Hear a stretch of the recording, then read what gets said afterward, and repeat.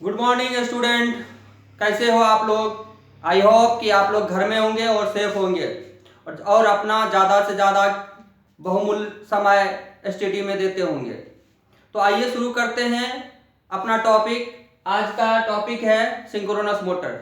आज का नहीं, वो तो कल भी हम लोग सिंक्रोनस मोटर के बारे में भी पढ़े थे। आज इसी को और आगे बढ़ाते हैं।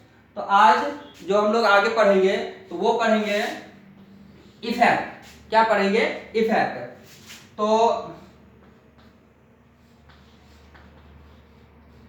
इफेक्ट्स ऑफ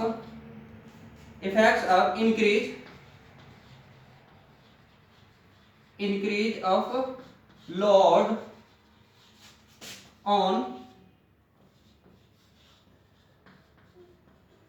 सिंक्रोनस मोटर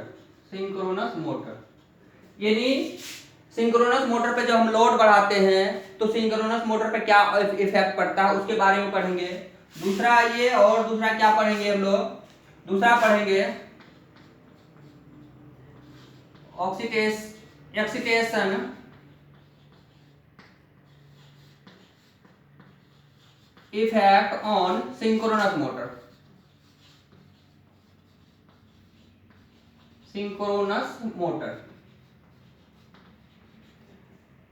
जब एक्सीटेशन को हम बढ़ाते या घटाते हैं यानी कम या ज्यादा करते हैं तो मोटर पे क्या क्या इफेक्ट पड़ेगा इसके बारे में आज जानेंगे।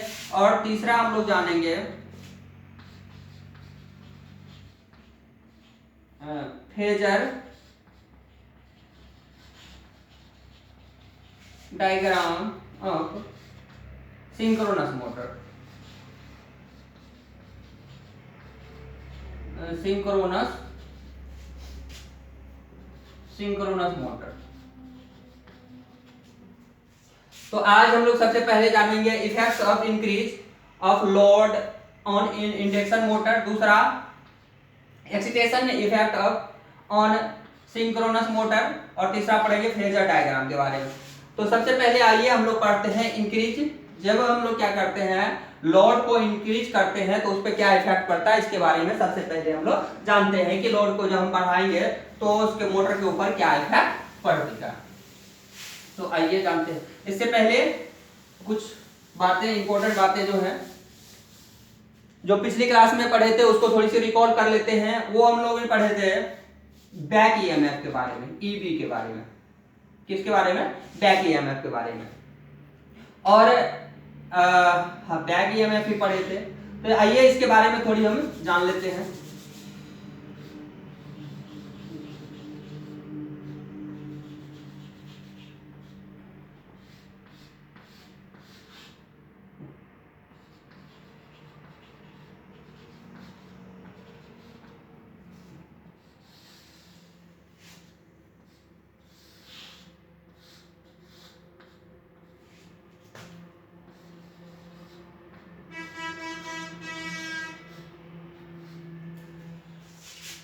ये क्या बना दिया? ये स्टेटर है। क्या है? स्टेटर है। स्टेटर का ये क्या है? क्वाइल जो लिपटा हुआ इंडक्टर के रूप में, वो इंडक्टर है। यानी इंडक्टर का इसको कह सकते हैं क्या है? ये एक्सएल यानी रिएक्टेंस, इंडक्टेंस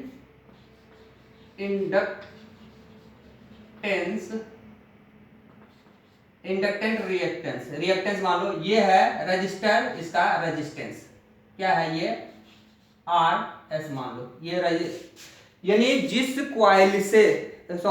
जिस तार से वेल्डिंग किया होगा, जिस तार से स्टेटर पर आर्मेचर वेल्डिंग जो होता है, आर्मेचर वेल्डिंग किया होगा, उस तार का कुछ ना कुछ रेजिस्टेंस होगा। रेजिस्टेंस को मैंने इसके थ्रू दिखाया है।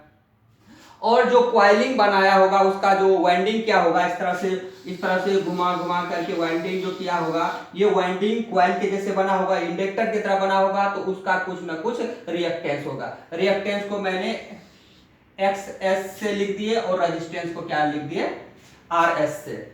और ये क्या है? ये सोर्स है, एसी सोर्स, यानी ये स्टेटर है और ये रोटर है। रोटर का ये है आपका फील्ड वाइंडिंग। क्या है ये? Field winding. और इसमें क्या दे रहे हैं, डीसी सप्लाई।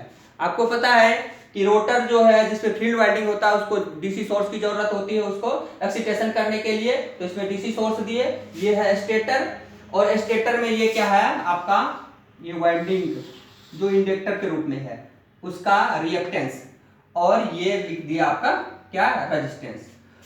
तो इसमें रिएक्टेंस है और रेजिस्टेंस है, इन दोनों को अगर जोड़े तो क्या हो जाता है, दोनों का योग जो होता है सम, वो क्या हो जाता है, जेड इम्पीडेंस।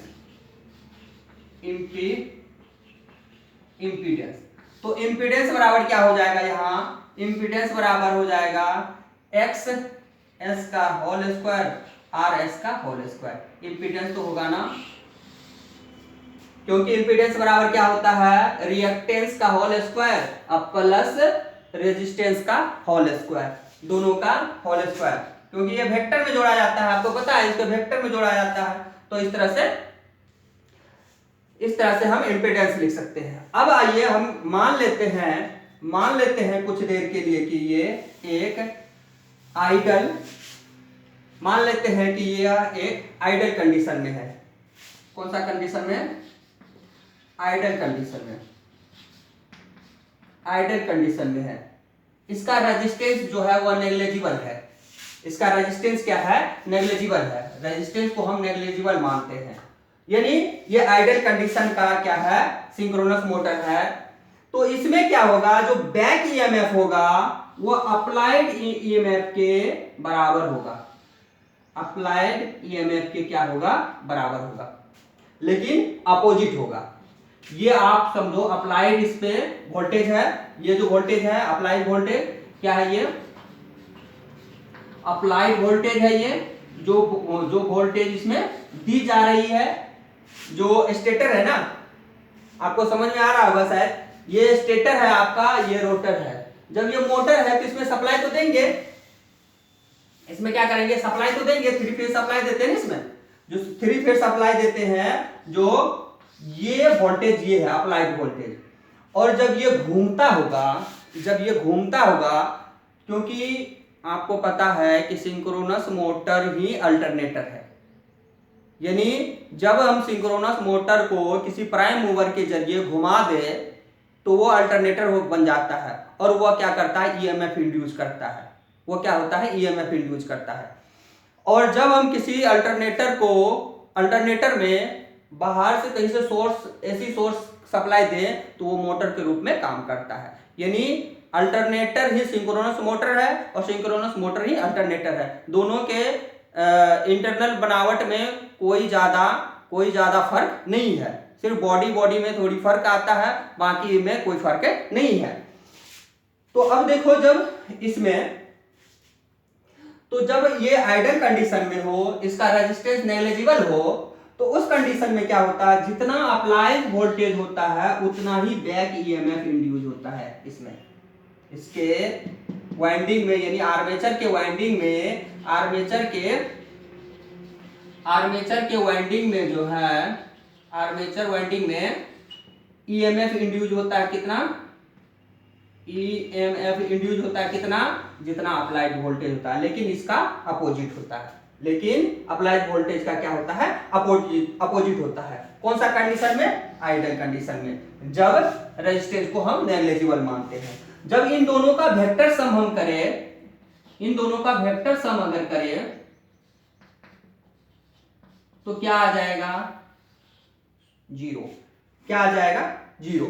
आइडल कंडीशन का बात कर रहा हूं मैं, किसका, आइडल कंडीशन का।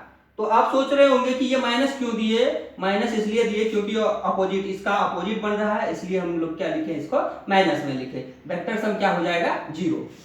जब वेक्टर सम 0 हो जाएगा तो रिजल्टेंट वोल्टेज, ये आपका क्या आ गया, 0 क्या आया, रिजल्टेंट वोल्टेज, इसका रिजल्टेंट वोल्टेज क्या आया, 0। रिजल्टेंट वोल्टेज का अगर बात करें तो 0। तो वोल्टेज बराबर क्या, करंट बराबर क्या होता है, तो आप कहोगे voltage by resistance, voltage by resistance.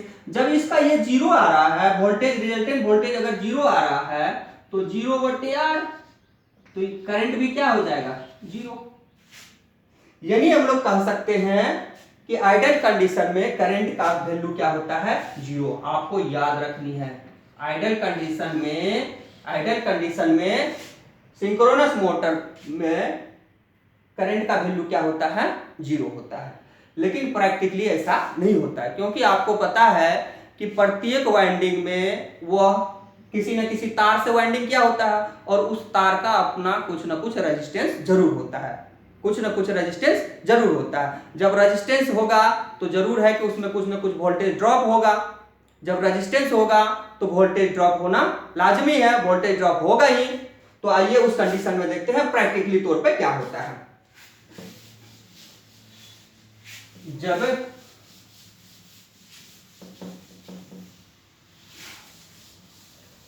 अब देखते हैं इस प्रैक्टिकली तौर पर, वो था आइडल कंडीशन में। किस कंडीशन में, आइडल कंडीशन में। अब हम बात करते हैं प्रैक्टिकली। जब हम प्रैक्टिकली बात करते हैं तो प्रैक्टिकली में देखेंगे कि कुछ ना कुछ रेजिस्टेंस जरूर होगा। अब ये देख लो आप, ये अप्लाइड वोल्टेज हो गया, क्या हो गया, अप्लाइड वोल्टेज, और ये हो गया आपका ईएमएफ, इंड्यूस ईएमएफ, यानी बैक ईएमएफ जिसको हम लोग कहते हैं, ये हो गया आपका बैक ईएमएफ। ये क्या हो गया आपका बैक ईएमएफ। पहले कहां था, तो पहले आपने देखा था इस कंडीशन में था, कि कब, आइडल कंडीशन में जब था तो ईएमएफ यहां था, बैक ईएमएफ का बात करें तो यहां। अब कहां है, यहां। तो इसको हम डॉटेड लाइन से दिखा देते हैं। इसको क्या किया, डॉटेड लाइन से हमने दिखा दिया, ये आ गया। इसके बाद यहां का यहां जो ये कोण बना, इसे अल्फा कहते हैं। क्या कहते हैं, अल्फा। तो ये वोल्टेज यानी ईएमएफ, बैक ईएमएफ और अप्लाइड वोल्टेज का रिजल्टेंट वोल्टेज कुछ ना कुछ होगा, क्योंकि रेजिस्टेंस है, जहां वोल्टेज ड्रॉप होगा, कुछ ना कुछ तो वोल्टेज ड्रॉप होगा ना, तो वो रिजल्टेंट वोल्टेज हो गया। वो रिजल्टेंट वोल्टेज कहां आ जाएगा आपका, यहां, रिजल्टेंट वोल्टेज। मान के चलो कुछ वोल्टेज इसका ड्रॉप हो रहा है, तो ये अगर बड़ा हो तो कुछ ना कुछ रिजल्टेंट वोल्टेज निकलेगा, यानी हम लोग कहते हैं V माइनस EB, इसको EB यही चीज है, इसको हम लोग ER से लिख लेते हैं, रिजल्टेंट वोल्टेज। क्या मतलब, इसका और इसका सम जो की है उसको ER लिखते हैं। तो ये आ गया आपका रिजल्टेंट वोल्टेज। ये क्या आ गया आपका, रिजल्टेंट वोल्टेज। कब, प्रैक्टिकल के तौर पर। प्रैक्टिकल के तौर पर कुछ न रेजिस्टेंस, तो वाइंडिंग का रेजिस्टेंस जरूर होगा, बिना रेजिस्टेंस का वाइंडिंग हो ही नहीं सकता, क्योंकि वह जिस तार से बना होगा उस तार की प्रॉपर्टी के आधार पर उसका रेजिस्टेंस जरूर होगा। जब रेजिस्टेंस जरूर होगा तो उसमें वोल्टेज का ड्रॉप होना लाजमी है, वोल्टेज ड्रॉप होगा ही। इसलिए ये क्या है, अल्फा कोण बनाया, और यहां से करंट इसका क्या हो जाएगा, करंट ये आ जाएगा आपका, करंट ये आ गया, यहां से यहां तक करंट आ गया क्या, फाई, और यहां से यहां कोण बन गया कितना, थीटा कोण। अब ये आ गया आपका यहां से, और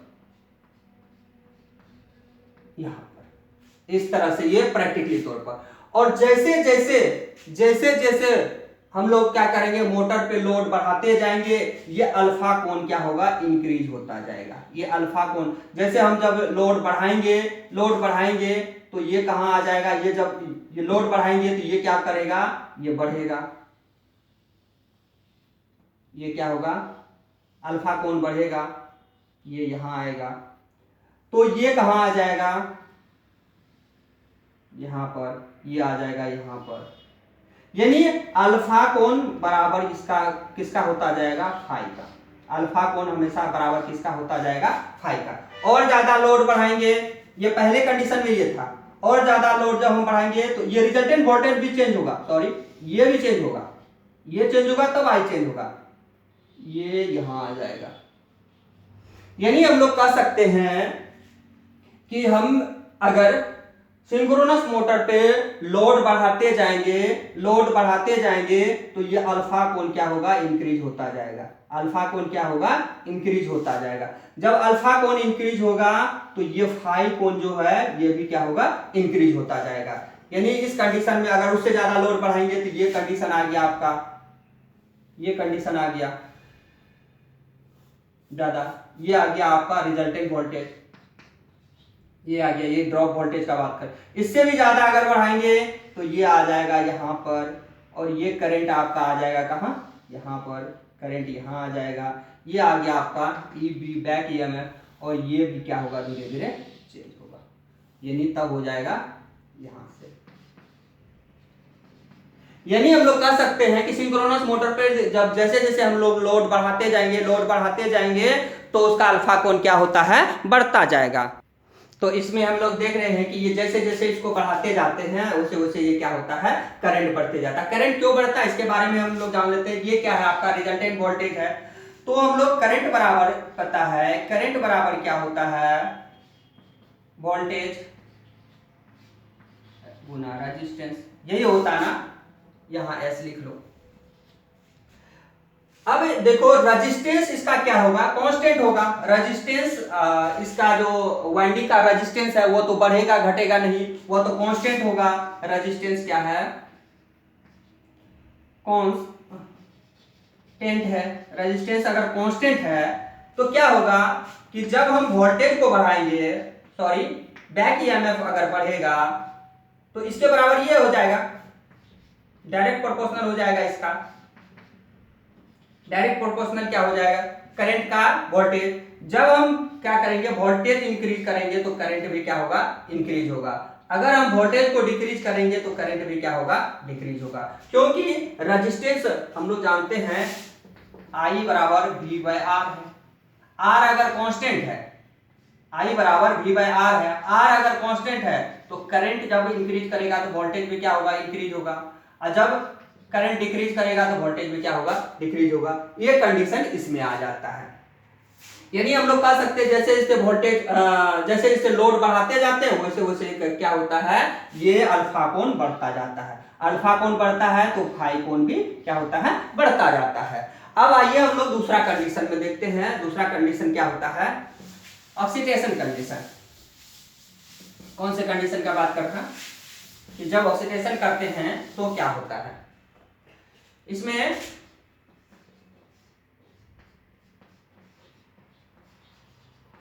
ऑक्सीडेशन इफेक्ट ऑन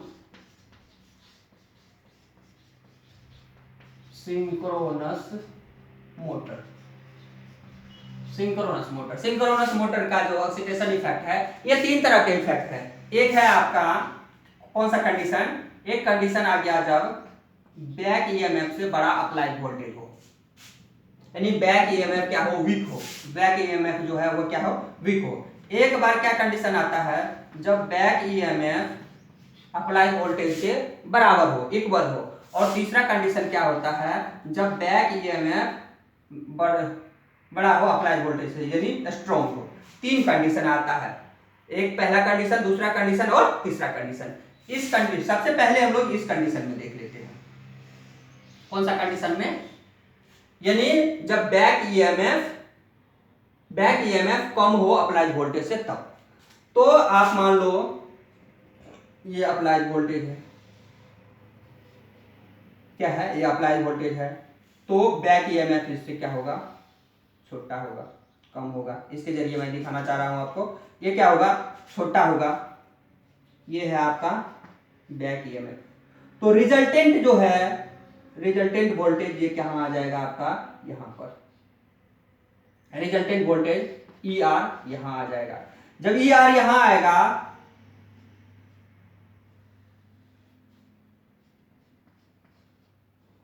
तो करंट आपका क्या हो जाएगा, ये करंट यहां आ जाएगा, ये आ जाएगा इसके बराबर। इसको आप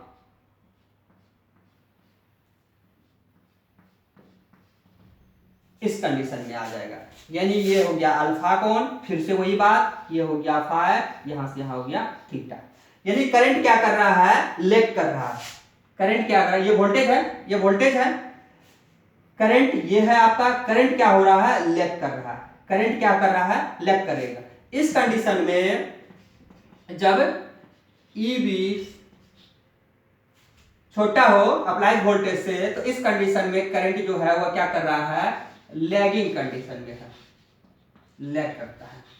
क्या करता है, लैग करता है। जैसे जैसे और लोड बढ़ाते जाएंगे, लोड बढ़ाते जाएंगे, करंट क्या करता जाएगा, करंट का लैगिंग क्या होगा, बढ़ता जाएगा, बढ़ता जाएगा। इस कंडीशन में यदि कोण अल्फा का वैल्यू बढ़ता जाएगा और कोण फाई का वैल्यू क्या होगा, बढ़ता जाएगा। कोण अल्फा का वैल्यू बढ़ता जाएगा और कोण फाई का वैल्यू क्या होगा, जैसे इस कंडीशन में देखो फाई है, तो अब जब इसको लोड बढ़ाएंगे तो इसको फाई 1 मान लेते हैं, उस कंडीशन में क्या हो जाएगा, फाई 1 होगा तो ये क्या हो जाएगा, सॉरी जब अल्फा 1 होगा तो फाई 1 के बराबर होगा। यानी अल्फा कोण अगर इंक्रीज करेगा तो फाई कोण भी इंक्रीज करेगा और करंट क्या करेगा, लैग करता जाएगा। तो कौन सा कंडीशन का बात कर रहे हैं, ये कंडीशन आ गया आपका, इस कंडीशन में ये आता है। दूसरा कंडीशन जानते हैं हम लोग, दूसरा कंडीशन जब दोनों इक्वल हो, जब दोनों इक्वल हो, ये आ गया आपका अप्लाइड वोल्टेज, ये, और पता है जब बराबर भी हो, दोनों बराबर हो, फिर भी इसका कुछ ना कुछ एंगल बनेगा। क्यों बनेगा, तो आपको पता है कुछ ना कुछ रेजिस्टेंस होगा इसमें, उसके वाइंडिंग में कुछ ना कुछ रेजिस्टेंस होगा, रेजिस्टेंस होगा तो वोल्टेज ड्रॉप, कुछ ना कुछ वोल्टेज ड्रॉप जरूर होगा, कुछ ना कुछ वोल्टेज ड्रॉप जरूर होगा। तो रिजल्टेंट वोल्टेज क्या आ जाएगा, रिजल्टेंट वोल्टेज इस तरह से आ जाएगा, लगभग ये यहां क्यों आ रहा है, रिजल्टेंट वोल्टेज इस तरह से कुछ ना कुछ आ जाएगा। तो इस कंडीशन में क्या होगा, जब बैक ईएमएफ अप्लाइड वोल्टेज के बराबर होगा तो इसका करंट क्या होगा, इन फेज होगा, करंट इसी पे होगा, करंट यहां हो जाएगा। यानी इसको आप इस तरह से बना सकते हो, इस तरह से बना सकते हो। यानी जब बैक ईएमएफ अप्लाइड वोल्टेज के बराबर हो तो करंट क्या होगा, इन फेज होगा, यानी यूनिट होगा, करंट क्या होगा, यूनिट होगा, यानी सबसे अच्छा पावर फैक्टर होगा इस कंडीशन में, सबसे अच्छा पावर फैक्टर होगा। और तीसरा कंडीशन अगर हम बात करें, तीसरा कंडीशन का बात करें अगर, तो तीसरी कंडीशन ये आ गया आपका कि जब बैक ईएमएफ अधिक हो किससे, अप्लाइड वोल्टेज से, तो उस कंडीशन में क्या हो जाएगा, अप्लाइड वोल्टेज ये हो गया आपका, और आपको पता है कि रेजिस्टेंस होगा तो ये आ गया, कुछ ना कुछ कोण तो इसका बनेगा। क्यों ये यहां सीधा अपोजिट क्यों नहीं दिखाते हैं, आपको पता ही है कि वाइंडिंग में कुछ ना कुछ रेजिस्टेंस होगा, तो रेजिस्टेंस में वोल्टेज ड्रॉप होगा, तब तो रिजल्टेंट कुछ ना कुछ निकलेगा। तो उस कंडीशन में क्या होगा, ये आ गया आपका, यहां ले लो डायरेक्ट, ये आ गया आपका क्या, ER, क्या आ गया, तो करंट क्या करेगा, लीड करेगा, करंट आपको यहां दिखाना होगा, ये है क्या आपका करंट। इसको आप इस तरह से भी दिखा सकते हो, करंट क्या करेगा इस कंडीशन में, जब ऐसा हो तो इस कंडीशन में करंट क्या करेगा, लीडिंग करेगा, करंट क्या करेगा, लीडिंग करेगा। तो ये तीन कंडीशन आपने देख लिया, जब EMF back EMF applied voltage से ज्यादा हो, एक जब अप्लाइड वोल्टेज बैक ईएमएफ के बराबर हो, एक अप्लाइड वोल्टेज बैक ईएमएफ से अधिक हो। तीनों कंडीशन में देखा आपने, लीडिंग, लैगिंग और यूनिटी। यानी हम लोग कह सकते हैं कि सिंक्रोनस मोटर में पावर फैक्टर को हम बैक ईएमएफ से क्या कर सकते हैं, लीडिंग और लैगिंग कर सकते हैं। और बैक ईएमएफ किस पे डिपेंड करता है, तो फील्ड वाइंडिंग में डीसी सप्लाई दे करके, डीसी सप्लाई दे करके हम क्या कर सकते हैं, इसको ज्यादा और कम कर सकते हैं। यानी डीसी सप्लाई हम बढ़ा करके फील्ड एक्साइटेशन जो है उसको ज्यादा और कम कर सकते हैं। यानी अगर पूछा जाए आपको सिंक्रोनस मोटर का पावर फैक्टर कैसे कम या ज्यादा कर सकते हैं, तो फील्ड एक्साइटेशन को बढ़ा करके हम क्या कर सकते हैं, कम और ज्यादा कर सकते हैं। अगर हम डीसी सप्लाई अधिक करेंगे तो फील्ड ऑक्सीडेशन अधिक होगा, इससे ईएमएफ बढ़ेगा। अगर हम डीसी सप्लाई को कम करेंगे तो उससे क्या होगा, फील्ड एक्सीटेशन क्या होगा, कम होगा, और इसमें क्या करेगा, लैग करेगा। यानी पावर फैक्टर डिपेंड करेगा किस पर, फील्ड वाइंडिंग पर, फील्ड वाइंडिंग यानी बैक ईएमएफ पर, फील्ड वाइंडिंग यानी बैक ईएमएफ पर। तो इस तरह से इतना हम लोग जाने। अब हम लोग जानते हैं फेजर डायग्राम के बारे में। आइए तो लीडिंग लैगिंग को सबको एक साथ मैं दिखाने का कोशिश करता हूं आपको। तो ये आ गया वोल्टेज, ये आ गया आपका बैक ईएमएफ, और रिजल्टेंट वोल्टेज आ गया ई आर, आपका आ जाएगा कहाँ, ये आ गया ई आर। तो आप यहां से क्या कर सकते हो, आप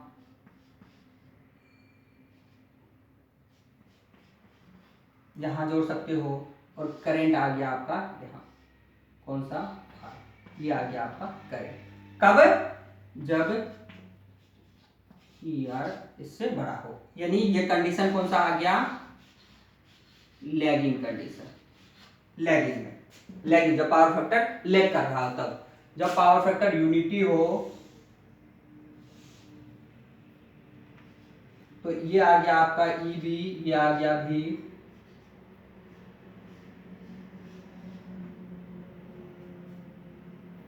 इस तरह से है, इसको आप इस तरह से जोड़ सकते हो। करंट यहां है यानी इन फेज, तब जब ई बी इक्वल भी हो, तब भी हो, तब इस कंडीशन में, यानी यूनिटी। पावर फैक्टर क्या है यहाँ, यूनिटी है, यूनिट पावर फैक्टर का बात कर रहा हूं। एक आ गया आपका क्या,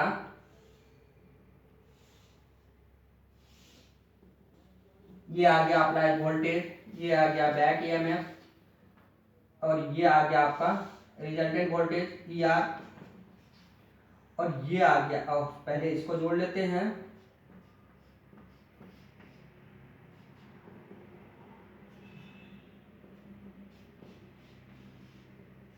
ये कंडीशन, और करंट आपका आ गया कहाँ, ये आ गया आपका करंट, ये आ गया करंट, यानी यहां से यहां कौन कितना बन रहा है, 5। तो ये कौन सा कंडीशन आ गया, लीडिंग कंडीशन। लीडिंग कब, कब, जब ई वी बड़ा हो वोल्टेज से, अप्लाई वोल्टेज। तो ये सारे कंडीशन आपने देखा, ये सारे कंडीशन। आइए अब हम लोग क्या करते हैं, फेजर डायग्राम इनका बनाते हैं। क्या बनाते हैं, फेजर डायग्राम, कि फेजर डायग्राम इसका किस तरह से बनता है। तो देख, हाँ तो बता रहे थे क्या, phasor diagram of synchronous motor. आइए इसका फेजर डायग्राम बनाते हैं फटाफट। कौन सा कंडीशन पहले, no load condition, no load, no load condition का बात कर रहे हैं, किसका, नो लोड कंडीशन। पता है ये हो गया आपका अप्लाई वोल्टेज, तो अप्लाइड वोल्टेज, ये आ गया आपका बैक ईएमएफ, क्या आ गया, बैक ईएमएफ, और ये आ गया आपका क्या, रिजल्टेंट वोल्टेज, और करंट आ जाएगा आपका कहाँ, यहाँ, करंट आ जाएगा कहाँ, यहाँ, यहाँ जुटना चाहिए, ये जुटा हुआ है यहाँ पर, और करंट आ गया आपका कहाँ, यहाँ, सॉरी यहाँ पर, ये आ गया आपका करंट, और करंट यहाँ से यहाँ कितना बनाता है, 5 को, कितना बनाता है, 5। ये कंडीशन में जब नो लोड पे हो। कौन सा कंडीशन का बात कर रहे हैं, जब नो लोड कंडीशन में हो तब। दूसरा कंडीशन, आइए दूसरा कंडीशन बनाते हैं, जब लोड पे हो। क्या हो, जब लोड पे हो, जब लोड, ये भी, ये आ गया आपका रिजल्टेंट, ठीक है। तो इसको इस तरह से जोड़ो, इसको इस तरह से जोड़ो, और इसमें करंट क्या होगा, इन फेज हो जाएगा। ये आ गया आपका करंट। हाँ एक चीज और बता दें, ये आ गया आपका करंट, तो इसका जो पावर, पावर का बात कर रहे हैं, पावर सबका एक जैसे दिखाएंगे आपको, पावर। तो ये आ गया आपका क्या, पावर, ये क्या आ गया, पावर। करंट ये है, वोल्टेज ये है तो पावर का कंडीशन ये दिखा रहा है। इसमें करंट ये है, वोल्टेज भी ये है, तो पावर यहाँ आ गया। तीसरा कंडीशन कहें, और तीसरा कंडीशन का बात करें, ये कंडीशन कौन सा दिखा रहा हूं, जब ऑक्सीडेशन क्या हो, वीक हो, उस कंडीशन का बात कर रहे हैं, जब ऑक्सीडेशन क्या हो, वीक हो।